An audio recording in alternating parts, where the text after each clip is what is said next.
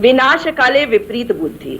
आप कुछ चीजें कभी कभी कर सकते हैं, वही चीज हर समय नहीं कर सकते, पहली बात। दूसरी बात, संसदीय कार्य मंत्री की बात अभी क्योंकि हमारे मित्र कह चुके हैं, उसमें नहीं जाऊंगी। सत्ता विपक्ष की आपने बात करी, भाई सत्ता और विपक्ष की बातों की जिम्मेदारी किसकी है? सरकार की है ना, संसदीय कार्य मंत्री की।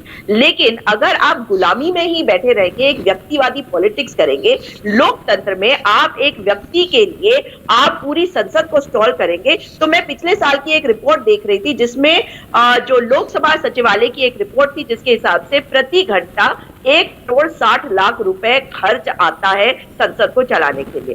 तो ये 5 दिन का जो गतिरोध हुआ, इसमें कितना खर्चा हुआ, ये लोगों का पैसा है। तो सरकार ही अगर पार्लियामेंट को स्टॉल कर रही है तो ये किसकी जिम्मेदारी है? और दूसरी बात, आपने मुझे कहा कि मैंने जवाब नहीं दिया। मैं बिल्कुल साफ कर दूं कि राहुल गांधी जी ने जो कहा है वही सच्चाई है कि लोकतंत्र इस वक्त अटैक पे है मोदी सरकार के द्वारा। हर इंस्टीट्यूशन अटैक पे है मोदी सरकार के द्वारा। और उन्होंने जो बातें कही हैं उन्हीं से तो भाग रहेंगे, क्योंकि कैच 22 सिचुएशन है। अगर इस पर वो चर्चा कराएंगे तो क्या होगा, वो डिफिकल्ट क्वेश्चंस जो है मोडानी के ऊपर पूछेंगे।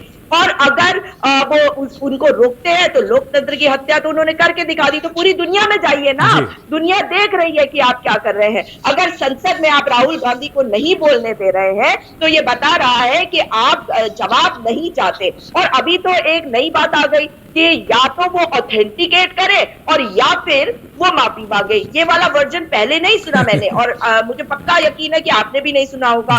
तो अब ये वर्जन जो है धीरे धीरे बदलते जाएंगे भाजपा के, जब ये देखेंगे कि प्रचंड बहुमत की सरकार है, परंतु मुट्ठी भर कांग्रेसी जिनको वो बताते हैं, आज उनके सवालों के जवाब इनको देने पड़ेंगे। केपीसी को अगर इन्होंने नहीं गठन किया तो हम मुद्दे से भागने नहीं देने वाले, क्योंकि मोदी जी के अडानी से रिश्तों का नाता जो है वो आपको बताना पड़ेगा इस देश को। वो विपक्ष के नाते हमारी जिम्मेदारी आपसे पूछने की। तो माइक को म्यूट करके क्या फायदा होगा?